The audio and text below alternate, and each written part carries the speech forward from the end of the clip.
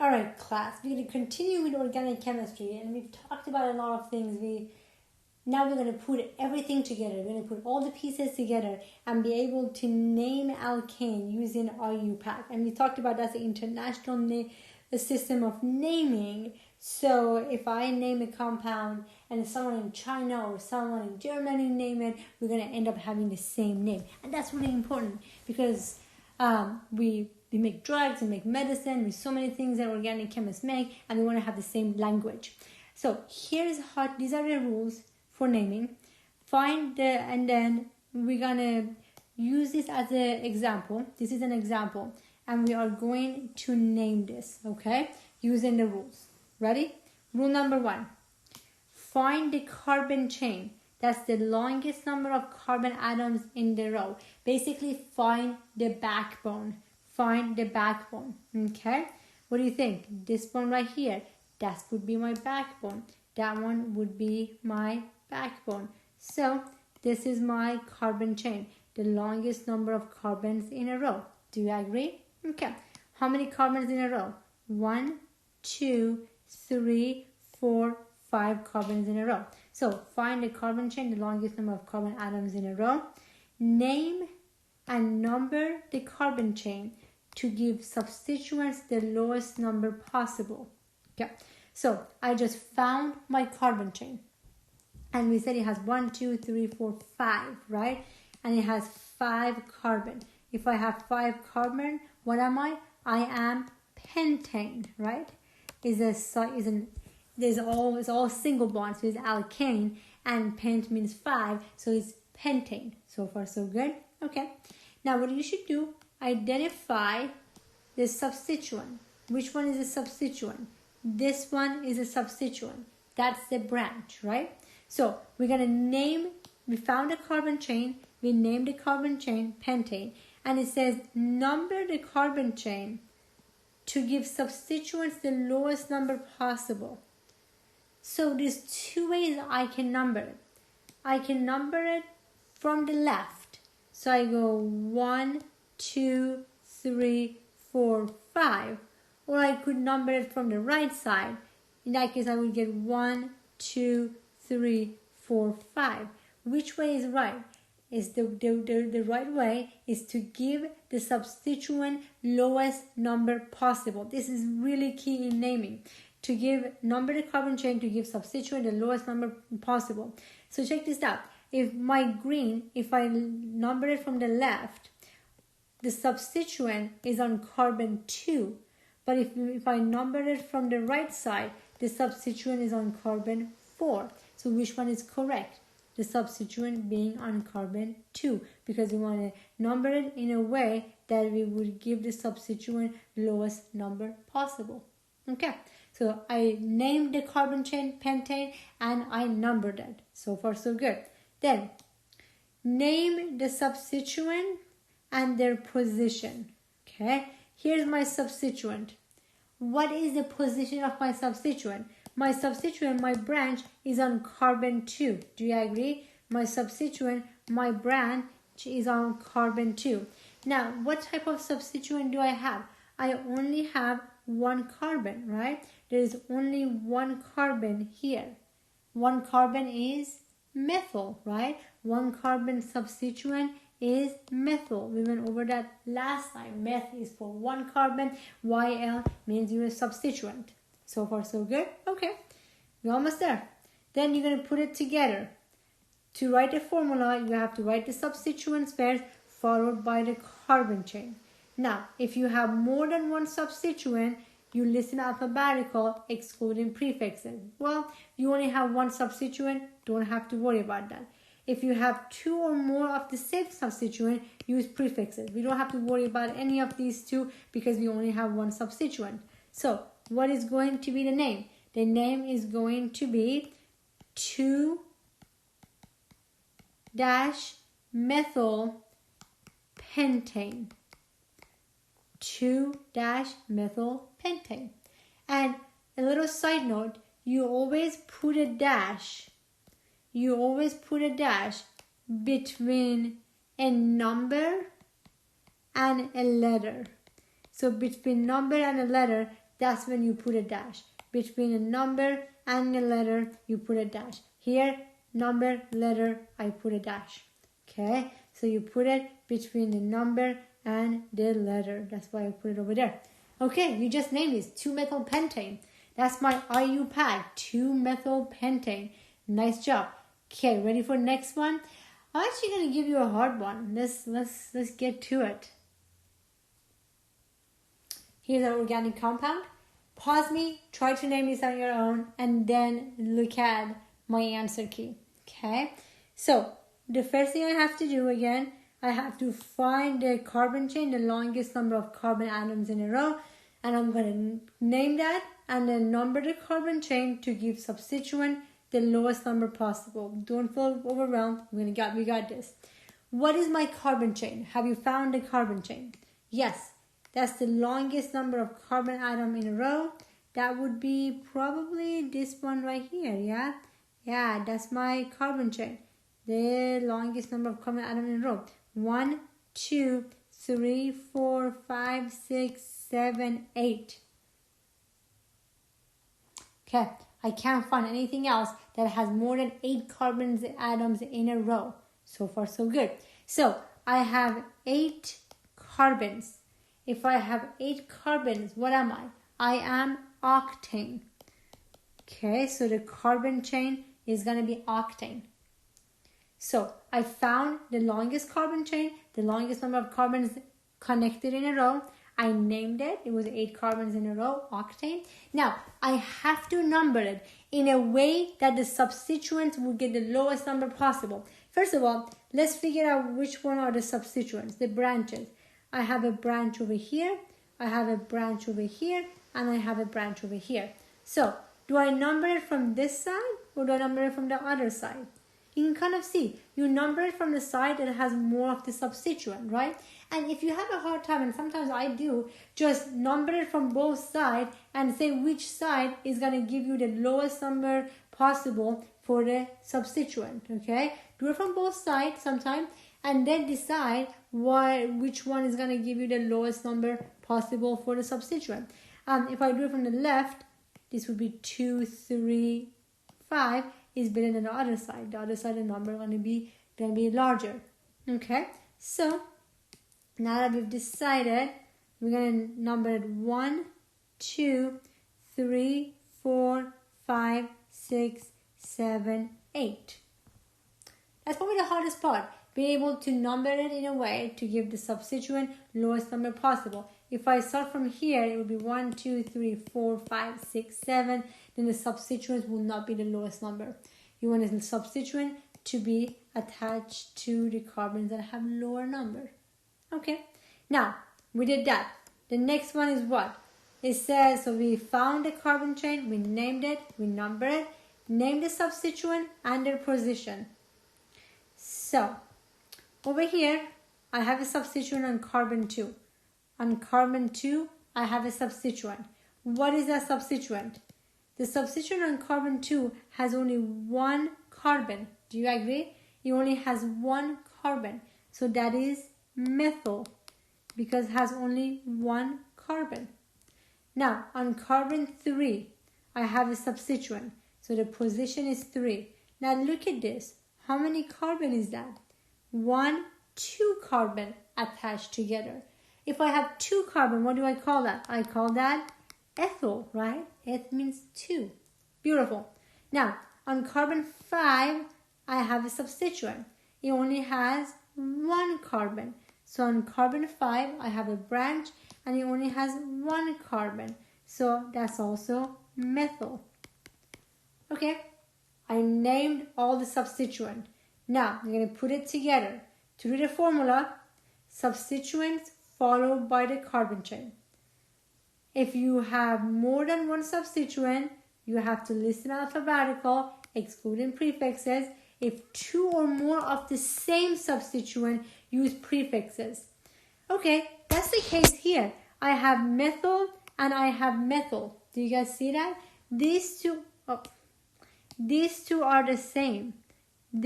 Oh my goodness, what am I doing? This one and this one, they both are methyl. They both are methyl. So if you have the same substituent, you have to use prefixes. So the way it would go 2, 5 dimethyl. So I'm going to go back over here again. Go by the rules. If you have 2 or more of the same substituent, I had 2-methyl, use prefixes. So 2,5-dimethyl. Okay, now we're going to put it all together. And it says if you have more than one substituent, which we do, list alphabetical excluding the prefixes.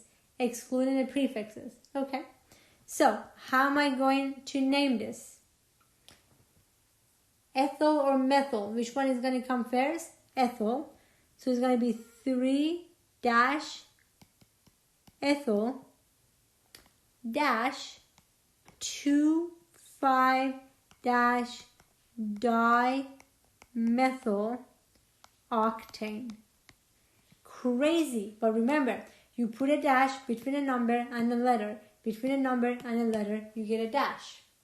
Now, this was alphabetical? Yes, because E and then M. You have to exclude prefixes when you're talking about when you list them alphabetical. When you list them alphabetical, you exclude the prefixes. In that case, E and then the M. Okay, 3-ethyl 2,5-dimethyl octane. That was a big one. How do you guys feel about this? Yeah? Okay. Ready to do one more? Okay, let's do another one. Name this one. Pause me, do this, and then we're going to go over it together. So, what's the first thing you did? You found the carbon chain, the longest number of carbon atoms in a row. That's my carbon chain. The longest number of carbon atoms in a row. How many carbons in a row? 1, 2, 3, 4, 5, 6, 7. Okay, I have 7 carbons in a row. What is that? That would be heptane, right? Hopefully you got this down like that. So I found the longest number of carbon in a my carbon chain, the longest number of carbon atom in a row connected. Okay, that was 7. So that's my heptane. Now the substituents. What are my substituents? My substituents, I have one here, I have one here, and I have one here. I have to number the carbon chain in a way that the substituents will get the lowest number possible. So you number it from the side that has more substituent. This side has no substituent. There is no point to number it this way and go the other way. I would number it from the left because then the substituents would be on the carbons with a lower number. So 1, 2, 3, 4, 5, 6, 7. So you number it to get the substituent the lowest number possible. Okay? Now, let's decide what type of substituent we have. On carbon 2, what do I have? 1 carbon, so that's a methyl. So on carbon 2, I have a methyl because it has 1 carbon. Okay? On carbon 2, I have another methyl, don't I? This one is also methyl. So on carbon 2, I have another methyl. So I have 2 substituent, and each one has only 1 carbon. So it's methyl. Then on carbon 3, I have a substituent. This is also a methyl because it has only 1 carbon attached to it. Okay. If you have more than the same type of substituent, you have to use prefixes. So I have methyl, methyl, methyl. So what do I have to use? I have to use prefixes, right? So what do I have? I have 2, 2, 3. How many methyl do I have? Trimethyl. Because I have 3 of them. Before, this was dimethyl because I had 2 of them. And you should always mention the position. Now, maybe you say this is kind of redundant if I say 2, 2, 3 trimethyl. It's not. Because if you don't say, you just say 2, 3 trimethyl, I don't know if the third one is on the second carbon or the third carbon. So each carbon is going to have a position. Now, let's put it all together. It would be 2, 2, 3 dash trimethyloctane. All right, that was also a big one. How you guys feel about this? Okay, we're about to do one more. Let's do a hard one again, right? Yes, let's do a hard one. All right, so do this one. This is a little bit harder, but I think you can do this. So pause me, go over the rules, and then figure it out. Now that you just unpause me, probably the first thing you did, you found the longest carbon chain. What was the longest carbon chain? What was my carbon chain? The longest number of carbon connected in a row? Isn't it Chem so much fun? It really is. 1, 2, 3, 4, 5, 6, 7. So 7 is my carbon chain. The longest number of carbon atoms connected in a row. So that would be heptane. Beautiful. Now I'm going to identify my substituent. I have a substituent over here. I have a substituent over here. I have a substituent over here and over here. All right, now how am I going to number them? From right or from left? Tell me. From the side to give me the lowest number possible for the substituent. That would be from the right? Because most of the substituents are over here. Again, you can do both sides and then decide which one is going to give you lowest. All right, so that would be 1, 2, 3, 4, 5, 6, 7. Yeah? Okay. That would be 7. That's good. Now, what we're going to do, we are going to name the substituent. So we named the carbon chain. We numbered it. Let's go on carbon 2. On carbon 2, what do I have? On carbon 2, I have a substituent that has only one carbon. So that is methyl on carbon 2. On carbon 2, I have a substituent that is a Cl, is a halogen. What do we call that? We call that chloro. Remember that? You can have a halogen as that. Okay. On carbon 3, I have a substituent. What is this substituent? It has 1, 2 carbons attached together. So that is ethyl. Okay. My last one. On carbon 6, I have a substituent. I have a branch. It has only one carbon, right? It has only one carbon. So that is methyl. This one is a big one. Okay, so we named the carbon chain. We numbered the carbon chain. We figured out, we identified the substituent, and we named them for the position and the name. Now, what are we going to do? Is there any substituent that are the same? Yes. Which one? I have a 2-methyl and a 6-methyl. So I need to combine them and use prefixes. So that would be 2, 6. I have 2-dimethyl. It sounds very redundant. I'm not arguing with you, but that's how the organic chemists do it. You got to do it that way, okay? So 2,6-dimethyl. So far, so good. Now, what are we going to do? We're going to put them all together. You have to write the substituents first, followed by the carbon chain.